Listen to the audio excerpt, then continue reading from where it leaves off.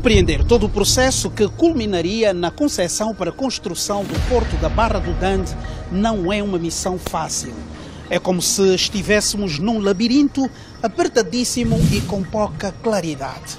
Este negócio bilionário começou a ser desenhado em 2017 com a publicação em Diário da República do Decreto Presidencial 207/17 de 20 de setembro. Na altura, o Conselho de Ministros tinha acabado de aprovar o projeto de construção do Porto da Barra do Dande, com uma extensão de cerca de 198 mil quilómetros quadrados. Uma zona franca e uma zona económica.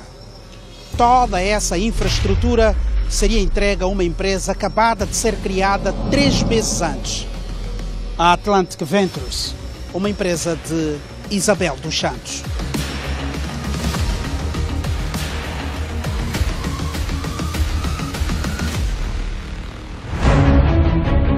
Para que fique claro, a assinatura deste decreto aconteceu 6 dias antes da tomada de posse do presidente eleito João Manuel Gonçalves Lourenço. Mas então, qual a razão para a criação do Porto do Dande? É sabido que em 2008 o presidente cessado da República anunciou das eleições, anunciou 2 grandes projetos fundamentais. A construção do novo aeroporto internacional de Luanda e a construção de um novo porto na Barra do Dande, um porto hub, dizer, um porto pivô, um porto de grande dimensão, um porto que faz cargas de transshipment, cargas de trânsito com navios feeders, que são navios pequenos, e com os navios grandes, que são chamados navios madas. Quer dizer que nós teríamos um grande porto que havia de crescer em Angola e que se situaria na Barra do Dande, em 2008. O que se dizia na época era que o Porto de Luanda, com a evolução registada nos últimos anos nas operações portuárias e com as projeções de tráfego realizadas, não logrará a curto prazo satisfazer as necessidades de estiva e movimentação de cargas e descargas exigidas pelo comércio nacional e internacional. É aí que surge a Atlantic Ventures, constituída meses antes da aprovação do decreto presidencial que aprova o projeto de criação do Porto da Barra do Dande. A Atlantic Ventures, Sociedade de Desenvolvimento e Gestão Portuária S.A., constituída no dia 13 de junho de 2017 em sociedade anónima com sede em Luanda, na Ingombota, Rua Rainha Ginga, prédio número 177, 5º andar, com um capital de 4 milhões de kwanzas. Fomos à Rua Rainha Ginga confirmar o endereço e em busca do contraditório.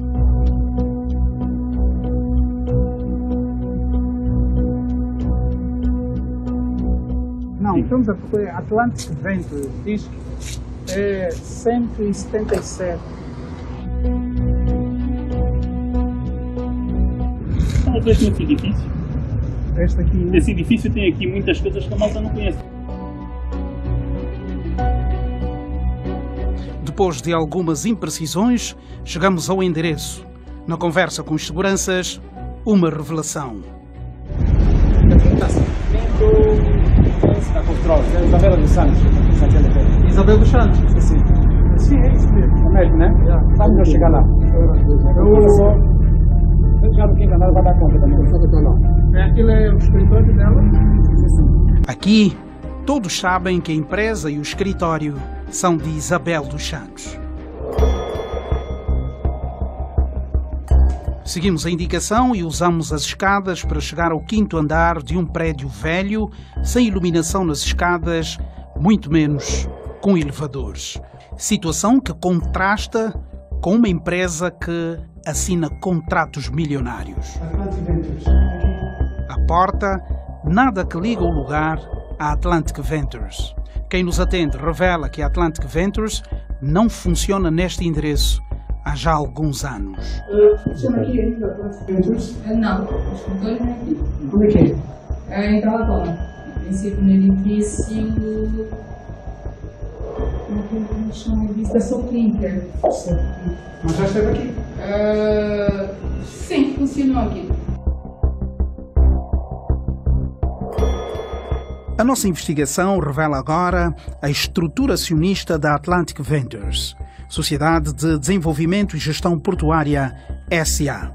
99% das ações pertencem ao cidadão Fidel Quiluange Assis Araújo, 0,25% a António Silvano Duarte e igual percentagem a Nelsi Silva Inglês Soule, António Yuri Augusto e Noémia da Luz Reis.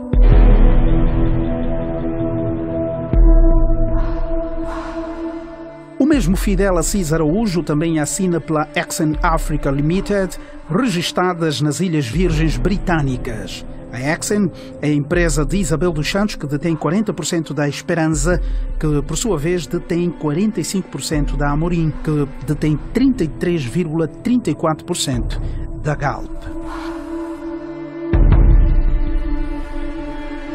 O advogado de profissão é casado com uma das filhas de Marta dos Santos, tia de Isabel dos Santos.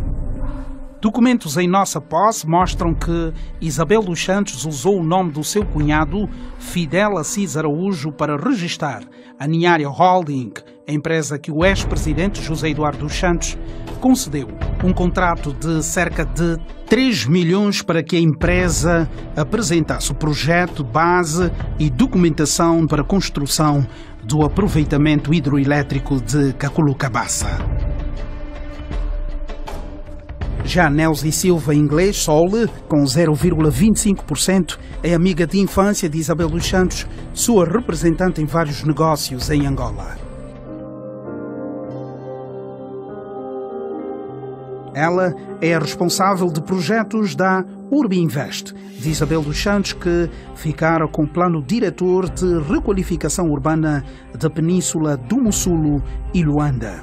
Os outros acionistas são também pessoas próximas à engenheira Isabel dos Santos, portanto, consideradas pela PGR como testas de ferro de Isabel dos Santos. A nossa investigação demonstra que foi usando da proximidade ao poder que Isabel dos Santos conseguiu aprovação para entrar no negócio da Barra do Dande.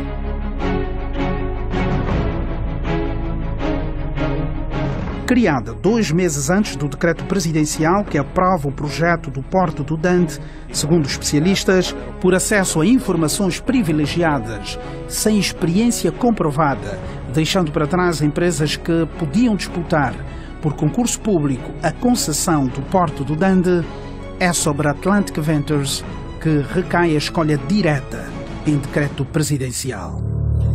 Este projeto também dependia do Gabinete de Reconstrução Nacional e em 2017, já quando a minha gestão como Presidente do Conselho de Administração do Porto de Luanda, recebemos de facto aqui visitas da engenheira Isabel dos Santos, que veio por intermédio da Urbinvest, que veio também por intermédio da Royal Asconing, que é uma empresa de consultoria holandesa, e que veio também por intermédio de uma outra empresa que julgamos nós que havia sido fundada em pouco tempo, que é a Atlantic Ventures.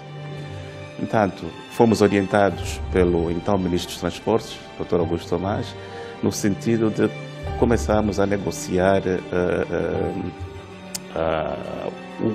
o draft do contrato de concessão para o Porto da Barra do Dande.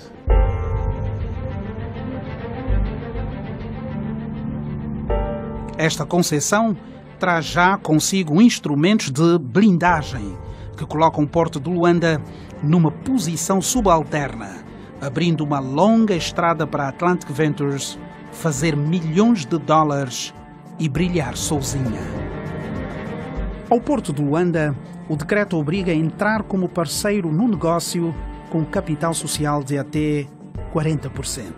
o Porto de Luanda, num prazo de 3 anos, tinha que deixar de existir aqui no Porto de Luanda.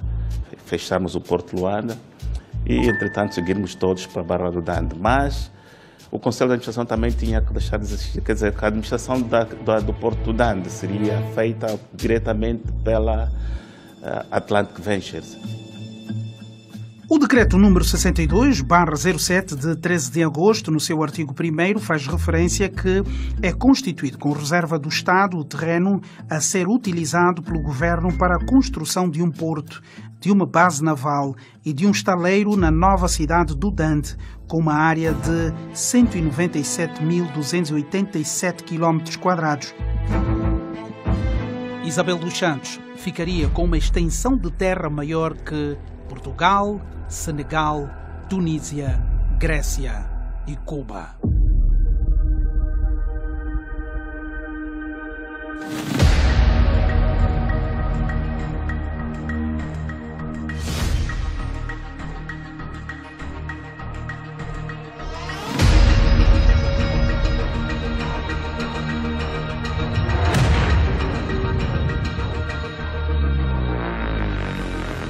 E para facilitar a vida a Isabel dos Santos e aos seus, o antigo presidente da República manda publicar em diário uma garantia de Estado, autorizando, neste caso, o Ministério das Finanças a emitir uma garantia soberana no valor de 1.500 milhões de dólares norte-americanos.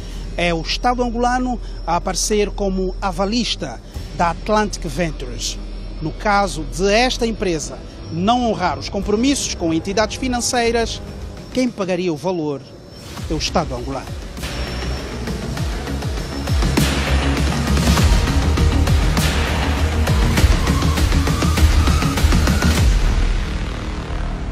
Note bem, com este valor, que também pode ser lido como 1 bilhão e 500 milhões de dólares norte-americanos, dava para construir e equipar 257 hospitais, semelhantes ao novo Hospital Provincial do Bié, recentemente inaugurado pelo Presidente da República.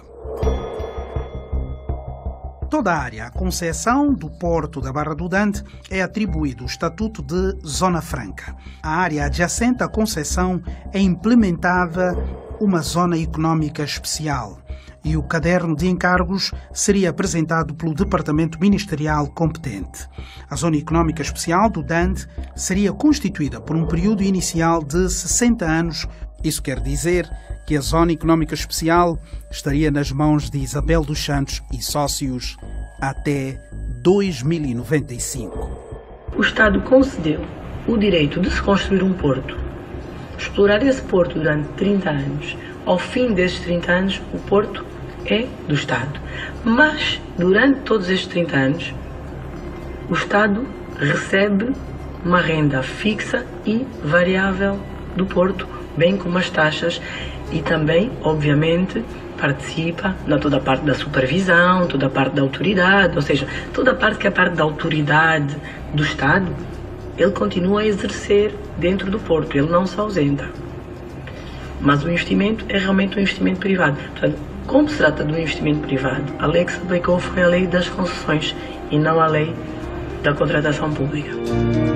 Regra geral, não se constrói um porto sem que se realiza concurso público internacional, porque os portos custam muito caros. Portanto, entregar a uma única pessoa, a uma única empresa, não nos pareceu correto. Regra geral, seguindo as normas, não só a nossa legislação, que também não permite, e seguindo as normas internacionais, não nos pareceu correto esta atitude. Entregar a alguém uma estrutura, uma infraestrutura como aquela e ser gerida e construída por entidades singulares, isso não nos é correto. Não é correto para o país e nem para o mundo, não é? Porque nunca vi um porto a ser construído por uma pessoa e que detém um determinado valor, que nós sabemos como, porque primeiro é que podemos ver logo pelo valor da garantia soberana que aí existia, não é? Que significa dizer que o próprio Estado é que se estava a endividar. Portanto, não é correto. não é correto. Quer dizer que o pensamento aí não foi bem-vindo. Os custos totais da primeira fase do projeto foram avaliados em 2.500 milhões de dólares norte-americanos, incluindo todo o investimento, estruturação legal e financeira do projeto, custos financeiros, não financeiros e margem para a inflação.